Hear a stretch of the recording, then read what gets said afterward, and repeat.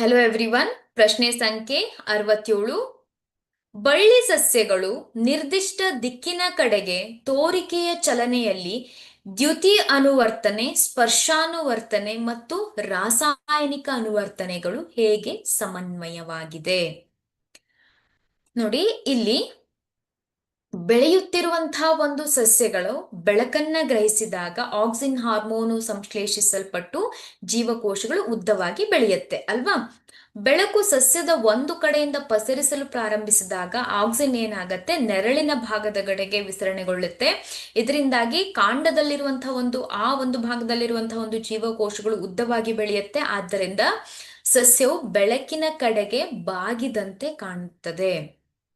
ನಂತರ ಈ ಬಳ್ಳಿಯ ಕುಡಿಗಳು ಸಂಪರ್ಕಕ್ಕೆ ಬಂದ ಮೇಲ್ಮೈನ ವಿರುದ್ಧ ದಿಕ್ಕಿನಲ್ಲಿರುವ ಜೀವಕೋಶಗಳಲ್ಲಿ ಆಕ್ಸಿನ್ನ ಸಾಂದ್ರತೆ ಹೆಚ್ಚಿ ಅವು ಉದ್ದವಾಗಿ ಬೆಳೆಯುತ್ತದೆ. ಇದರಿಂದ ಕುಡಿಯು ಆಧಾರದ ಸುತ್ತ ವೃತ್ತಾಕಾರದಲ್ಲಿ ಆವರಿಸಿ ಅದಕ್ಕೆ ಅಂಟಿಕೊಳ್ಳುತ್ತೆ.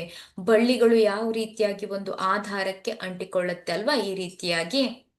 ಹೀಗೆ ಬಳ್ಳಿ ಸಸ್ಯಗಳ ನಿರ್ದಿಷ್ಟ ದಿಕ್ಕಿನ ಕಡೆಗೆ ತೋರಿಕೆಯ ಚಲನೆಯಲ್ಲಿ ದ್ಯುತಿ ಅನುವರ್ತನೆ, ಸ್ಪರ್ಶಾನುವರ್ತನೆ ಮತ್ತು ರಾಸಾಯನಿಕ ಅನುವರ್ತನೆಗಳು ಸಮನ್ವಯವಾಗಿದೆ. Thank you.